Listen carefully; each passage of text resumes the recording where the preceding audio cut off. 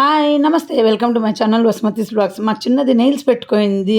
మా ఇద్దరు పిల్లలు చూపించాను నేను షార్ట్ వీడియోలో. ఇది చాలా మా పిల్లల్ని ఇబ్బంది పెట్టిందండి. ఇది ఏదో కెమికల్ పూసి గోరు మీద పెడతారంట, గోరు పాడైపోతుందంట, ఎక్కువ వాడకూడదు, ఎప్పుడో ఒకసారి ఓకే అని మా పిల్లలే చెప్పారు. చూడండి, చిన్నదైతే ఇంకా గోరు పెరిగిన తర్వాత అసహ్యంగా ఉండి జుట్టులో పట్టుకుంటుందని, అంటే అది గోరుతో పాటు అది కూడా బయటకు వచ్చేస్తుంది కదా ఆ ప్లాస్టిక్ది.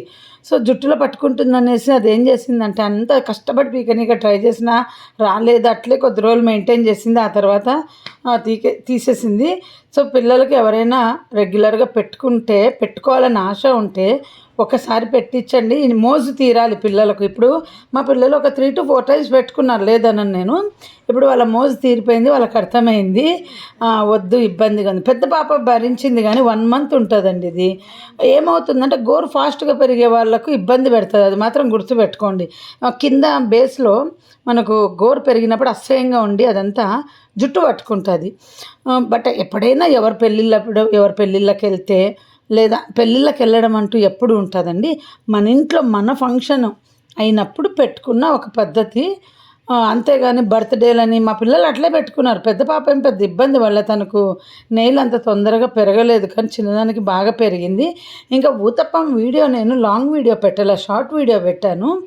సో నేను చెక్ చేశాను పెట్టలేదని, అందుకనేసి ఆ ఊతప్పం సీల్ చేసే పిండి చూడండి, దీంట్లో సీల్ చేసి నేను ఫ్రీజర్లో పెట్టి మళ్ళీ తీసి కొద్ది రోజుల తర్వాత వాడానని చూపించాను.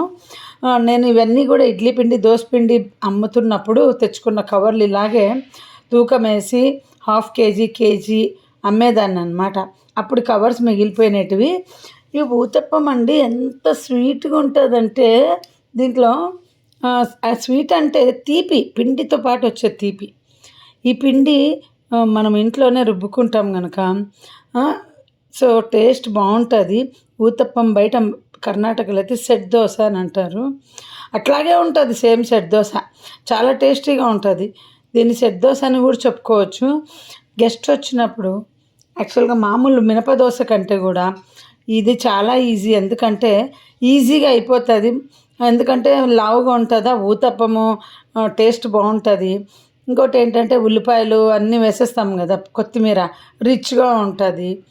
యాక్చువల్గా మినప దోశలు చేసే కంటే ఊతప్పం పిండి రుబ్బి పెట్టేసుకుంటే, నేను యాక్చువల్గా అండి ఎప్పుడైనా సరే ఊర్లో నుండి గెస్ట్లు వస్తున్నారంటే ఫస్ట్ ఇలా పొంగనాలకు, ఇడ్లీకి ఇలా చేస్తానండి. ఉప్మాల ఇంపార్టెన్స్ ఇవ్వను.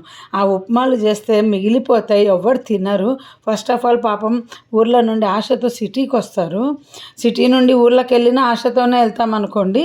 పోతానే ఉప్మాలు చేసి పెడితే ఎంత ఇబ్బందిగా ఉంటుందో మా పిల్లలు ఎప్పుడు ఫీల్ అవుతుంటారు. అట్లా పోతానే ఉప్మాలు చేసి పెడితే.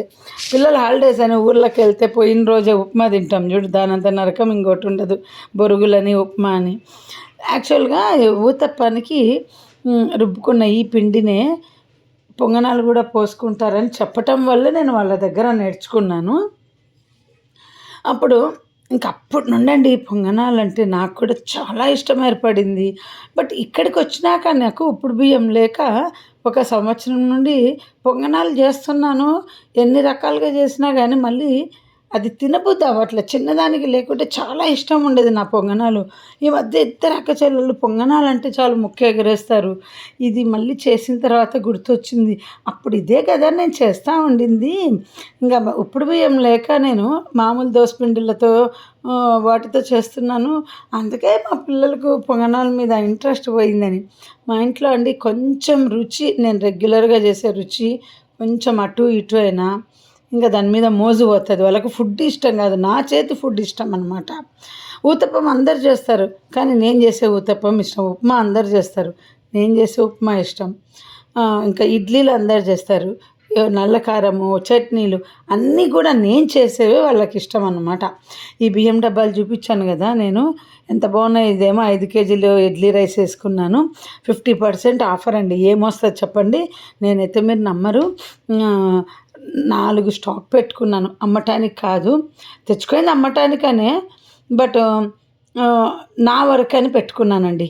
అన్నీ ముందు డిజైన్స్ అన్నీ మూతలు రీప్లేస్ వెళ్తున్నాయి, దానికి ఆల్టర్నేట్ సెట్ తీసుకొని వేరే ఇస్తారంట. తర్వాత ఇంకా రాఖీ 2 పంపుతూ ఉంటారు, వాళ్ళకు చెరువు ఒకటి గిఫ్ట్ కింద రాఖీ వస్తుంది కదా, ఇచ్చేద్దాము అనేసి. అంటే ఇప్పుడు నాకు ఇది 3750 రూపాయలు. ఇది ఇప్పుడు నాకేం 3750 రూపాయలు నేనేం వాళ్ళకి చెప్పనండి. నాకు ఎంత పడింది ఒకవేళ అడిగితే కూడా నాకు ఎంత పడిందో అదే చెప్తా. నేను పెళ్ళిళ్ళప్పుడు అందరికీ అండి ఇలా టప్పర్వేర్ ఇస్తుంటే, అంటే నేను 500 ఇవ్వాలనుకుంటే 1000 రూపాయలు 800 ప్రోడక్ట్ వస్తుంది కదా, అది ఇస్తే చూసేదానికి వాళ్ళకి ఎక్కువ ఇచ్చినట్టు ఉంటుంది. కానీ నేను ఇవ్వాలనుకున్న బడ్జెట్ 500. సో దానివల్ల జనాలు చాలా హ్యాపీగా ఫీల్ అయ్యేవాళ్ళు. బాగా పెద్ద పెద్ద గిఫ్ట్లు ఇస్తుంది. నేను బిజినెస్ చేస్తూ ఉంటాను కదా. ఇప్పుడు చూడండి, ఇది ఎంత బాగుంటుంది చూడండి. 5 kgs రైస్ బాక్స్ కొనలేని వాళ్ళందరికీ కూడా నేను గిఫ్ట్ రూపంలో ఇస్తుంటే అండి. ఇంపోర్టెడ్ టపర్వేర్లో కాస్ట్లీ ఐటమ్స్ అన్నీ నా రిలేషన్స్లో పెళ్ళిళ్ళకి వెళ్తే కూడా ఆ పచ్చడి గుత్తులు మీరు షార్ట్ వీడియోలో చూసింటారు. అలాంటివన్నీ ఉండలేదా నాకు కొంచెం తక్కువలో వస్తాయి. అంటే ఇప్పుడు 1000 రూపాయలది నాకు 500 వచ్చినప్పుడు తీసి పెట్టుకొని పెళ్ళిళ్ళకి గిఫ్ట్కి ఇస్తాను. అంతేగాని 500 అమ్మే రేటుకు అని ఎప్పుడు ఇవ్వనండి. చాలా ఎగతాళులు చేశారు. నేను పెళ్ళిళ్ళకు టపర్వేర్ ఇస్తున్నప్పుడు అందరూ ఎగతాళి చేస్తున్నారని మా అమ్మ వచ్చి, నువ్వు టపర్వేర్ ఇవ్వద్దు ఎగతాళి చేస్తున్నారు అంటే, అరే వాళ్ళ ఎగతాళితో నాకేం పని. 200 రూపాయలు కవర్లో పెట్టి 116 రూపాయలు కవర్లో పెట్టి ఇచ్చేటోళ్ళు నన్ను ఎగతాళి చేస్తే నేను పట్టించుకోవాలి. ఈ కాలంలో కూడా 116 రూపాయలు పెట్టి పెళ్ళిళ్ళకి ఇచ్చేటోళ్ళు ఇంకా ఉన్నారు మా వాళ్ళల్లో. నవ్వు వస్తుంటుంది. నా చిన్నప్పటి నుండి పెళ్ళి అంటే 116లో చదివింపు. అరే నాకు మా అక్క ఆడపడిచి ఒకసారి చెప్పిందండి. బెంగళూరులో ఉన్నప్పుడు తను అక్కడే ఉంటుంది. ఏ పెళ్ళికి పోయినా నేను నాతోటిదే తను 500 నోటు కంపల్సరీ పెడతాము. ఎందుకంటే మనం పోయొచ్చి భోజనం చేసిన వాల్యూ అన్న పెట్టాలి కదా. మనం తిన్నది బయట పోయి తింటే 500 అవుతుంది. అందుకే మేము ఎవరికైనా మినిమం 500 పెడతామని. అప్పటి నుండి నేను కూడా తన కాడ నేర్చుకున్నానండి. లేదంటే నేను ఒక 250 300 ఇచ్చేదాన్ని. సో 500కు నాకు టపర్వేర్ ఏమొస్తుందో, నేను బిజినెస్ చేస్తున్నప్పుడు నాకు 800 ప్రోడక్ట్ అట్లా వస్తుంది, అట్లా ఇచ్చేదాన్ని. బట్ ఎప్పుడు కూడా అండి నేను అమ్మే రేట్లో ఏది గిఫ్ట్ ప్రజెంట్ చేయలేదు ఎవ్వరికి కూడా. అందుకే అందరు అనుకునేవాళ్ళు నేను బాగా పెడతాను అని అనుకునేవాళ్ళు. పెట్టాలనే మనసు ఉండాల్సిన అవసరం లేదనుకోండి, కానీ నేను పెడతాను అనమాట.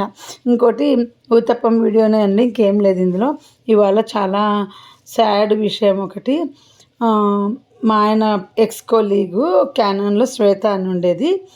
అంటే ఫస్ట్ బ్యాచ్ మా ఆయనతో పాటు జాయిన్ అయిన వాళ్ళల్లో మ్యాక్సిమం ఫ్యామిలీ ఫ్రెండ్స్గా ఉండేవాళ్ళు. చాలామంది మా ఇంటికి ఫ్యామిలీ ఫ్రెండ్స్ లాగా హస్బెండ్లతో వచ్చేవాళ్ళు. అమ్మాయిలు అయితే హస్బెండ్తో వచ్చేవాళ్ళు, అబ్బాయిలు అయితే భార్యలతో పాటు వచ్చి ఫ్యామిలీ ఫ్రెండ్స్గా ఉండేవాళ్ళు. మా ఇంటికి లంచ్కి మా ఆయన పిలిచేవాళ్ళు, వచ్చి వెళ్ళేవాళ్ళు. అలాంటి ఆ అమ్మాయి మొన్న హరిద్వార్కి వచ్చిందంటే తను నా ఏజే. ఈరోజే వాళ్ళ హస్బెండ్ స్టేటస్లో చూసాము తన డేట్ ఆఫ్ బర్త్ అంతా. నా బర్త్డే ఇయరే తను 72లో పుట్టింది. ఇంకా 3 రోజుల్లో తన బర్త్డే ఉంది. హరిద్వార్కి వచ్చినారు ట్రిప్కి. 2 ఆడపిల్లలు, ఒక పాపకు పెళ్ళి అయిపోయింది, ఒక పాప ఇంకా చదువుకుంటుంది. సో వైఫ్ అండ్ హస్బెండ్ వచ్చినారు. సమ్ హెల్త్ బాగలేక మెడిసిన్ తీసుకున్నారంటే హరిద్వార్లో. కొంచెం రిలాక్స్ అవ్వమని రూమ్లో వాళ్ళ హస్బెండ్ చెప్పాడు. బయటికి వెళ్ళి పోదామా మనమే ట్రిప్. అందరూ హైదరాబాద్ నుండి వచ్చారు. అందరితో రాకుండా వీళ్ళు సపరేట్గా ఏమో రూమ్స్ ఏమో తీసుకున్నారు. ఇంకా బయటికి వెళ్దామా ఎట్లా అని అడిగి బయటికి వెళ్ళినాడంట. వచ్చేసరికి రెస్ట్లో ఉన్నామా కొంచెం వామిటింగ్ లాగా చేసుకొని చనిపోయిందంటండి మొన్న నైట్. అసలు ఇంకా 3 రోజుల్లో తన బర్త్డే ఉంది. నాకు తను ఎంత ఇష్టం అంటే, ఆమె దగ్గర ఆమె చేతికి ఉన్న ఆమె తను వచ్చేసి కేరళ అనమాట. కేరళనే, మహారాష్ట్ర అమ్మాయి. తన దగ్గర సిల్వర్కు గోల్డ్ కోటింగ్ ఐటమ్స్ వేసుకుంటే బాగున్నాయి అన్న. పెద్ద పాప పుట్టినప్పుడు చూడనీకి వచ్చింటే బాగున్నాయన్నామనేసి కొనుక్కొని మా పెద్ద పాపకు ప్రజెంట్ చేసిందండి. డబ్బులు తీసుకుంటే కూడా, అంటే పిల్లలకు కూడా దొరుకుతాయి అంటే ఇట్లా కంకణం లాగా ఉంటాయి చూడండి, బ్రాస్లెట్ లాగా సిల్వర్ కోటింగ్. ఎప్పుడు అప్పట్లో అండి 250 రూపీస్ అనమాట. అవి డబ్బులే తీసుకోలేదు, గిఫ్ట్ అనుకో అని చెప్పేసి ఇచ్చింది. అవి చిన్న పాపకు కూడా వాడాను. ఇంకా రీసెంట్గా 2 months బ్యాక్ కూడా ఫోన్ మాట్లాడాము. ఇట్లా యూట్యూబ్ ఛానల్ ఉందంటే నేను సబ్స్క్రైబ్ చేసుకుంటాను, మీ అందరినీ చూడొచ్చు అనేసి తను సబ్స్క్రైబ్ చేసుకుంది. మాకు తెలిసింటే మా ఆయనకు చెప్పా, హరిద్వార్ దగ్గరే కదా వెళ్ళి రండి అంటే, ఈరోజు హైదరాబాద్కు బాడీ రిటర్న్ వెళ్ళిపోయిందంట. చాలా బాధేసిందండి. స్లిమ్‌గా ఉంటది. సాఫ్ట్‌గా మాట్లాడుతది. శాంతంగా ఉంటది. ఇలా మనిషి జీవితము అసలు అర్ధాంతరంగా ఎలా ముగిసిపోతుందో చూడండి. చిన్న వయసులోనే అందరికీ ప్రాబ్లమ్స్ వస్తున్నాయి.